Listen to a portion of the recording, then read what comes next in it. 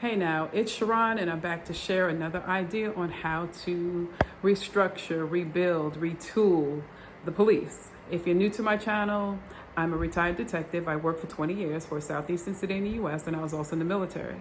I'm sharing my ideas, perspective, experiences, along with my opinion on how we can retool the police, if you will. And with that being said, someone actually answered the question to the title of the video. I don't know if they watched the whole video, but they answered the title: abolish the police, now what, or then what? And they said peace. And I agree. But the kind of peace I don't think we agree on.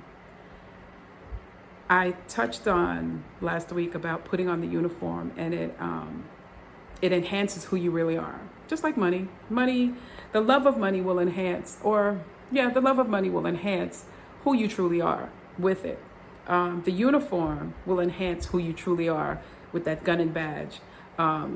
What you do with power is a true measure of who you are. So I am talking about the inner peace that I had to find within myself. At the very end of the video, I believe, of last week, I said, if you struggle with putting on the badge and then your faith, you're having this inner struggle because of some of the things you're seeing while policing, that's a good thing. Because you're having that struggle, because policing is far from perfect. And we have too many issues that go unseen. No, they're seen. Some people say stop complaining and stop being a victim. And other folks are like, look, this is what's happening to us. The brown community, this is what we're saying. Things are happening to us. I talked about it in the us versus them video. When I put on the uniform, I become a part of us, or so I thought. But then when I take off the uniform, I become a part of them. And that has been my daily experience while policing. I put on the uniform, I'm a part of them or us. So I needed to stop being a part of them, so to speak. Meaning the way I viewed other people, other individuals within the community. And I discovered I had that look down on mindset and ideology to some degree. With the comments, how can they live this way and da-da-da. Man, I don't understand everybody's walk or how they got to where they got to. Just like people don't know my walk and how I got to this place in my life. But the difference now and then, the old Sharon to now, is that I had to step outside of myself and go outside of myself, inside of myself, I should say, into my heart and figure out what was going on. What were the motives behind a lot of the things that I thought and did? The person answered peace, and the peace within. Because sometimes, and I talked to other officers, and truth be told, some of them did struggle with, okay, do I say something because I see this is wrong? And if I say something, how's it going to affect me and my family? And I had to ask myself that question a couple of times. And I had to stop being afraid. Fear in my heart that was there. I had to stop being afraid of what's going to happen to my money. I'm not going to be able to make that much. I won't be able to, pay for my car, pay for my house if they mess with my days off, because my days off is where I make the most money. Take a deep breath. Yeah. But there had to be a peace within me. And I came to that peace probably 5 or 6 years into my career. I didn't let the extra jobs dictate if I did right or wrong. And I'm not bashing any other officers. You come to that realization on your own. I came to the realization that, look, with the things that I saw going on, and I'm going to speak up about it because I want to leave it better for the next officer that comes through. And so my heart started to lean to and truly lean towards bettering others above my own needs. That's part of my faith. So the inward struggle started to lessen, if you will.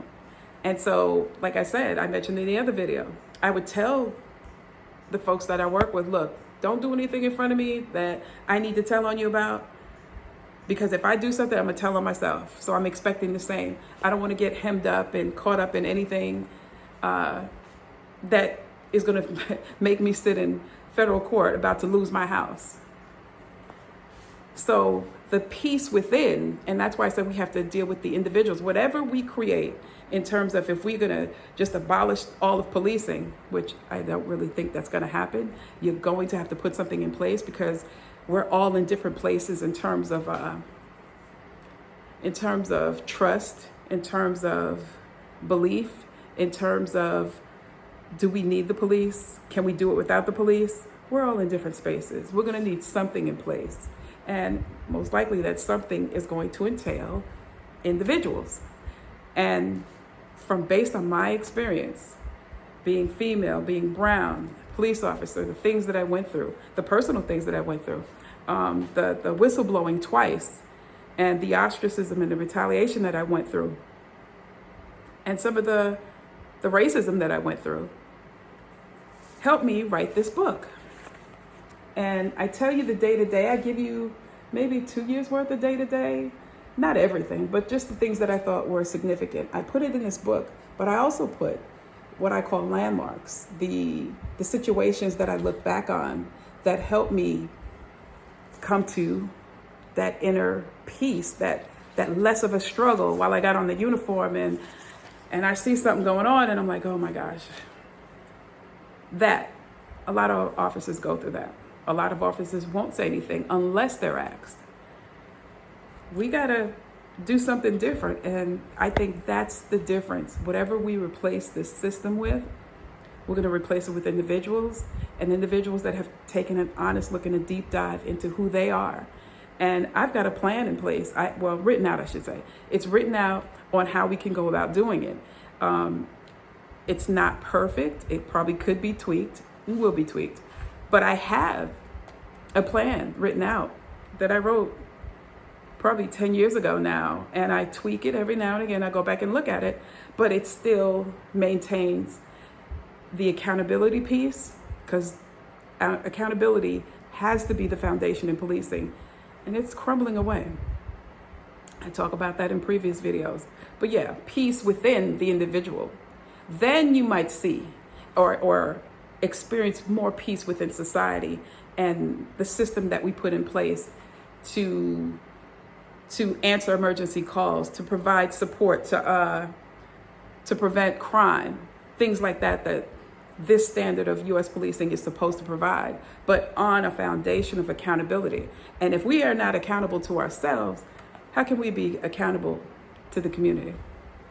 All right, well, that's all I want to share. Yes, I agree with you. Peace, but peace within first. And whoever the individuals are that we put back into create the system or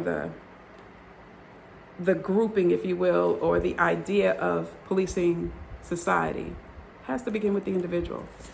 And I know this book can definitely help. I know it can definitely help. It's found on Amazon, and it's also on lulu.com under the Religion and Spirituality tab. And I'll be back next week to share another idea, as is our tradition. But I need to tell you this: like, subscribe, share. I haven't been doing that. And take a look at, I'll have the links for this book and the other books that I've created in the description box. I'll provide the link directly to them. It'll take you directly to the books that I've created, puzzle books, word puzzles for, I believe it's fall and Advent season, which is coming up pretty soon. I'll provide the links for those. I provide the link for the online store so you can get t-shirts like this with our motto.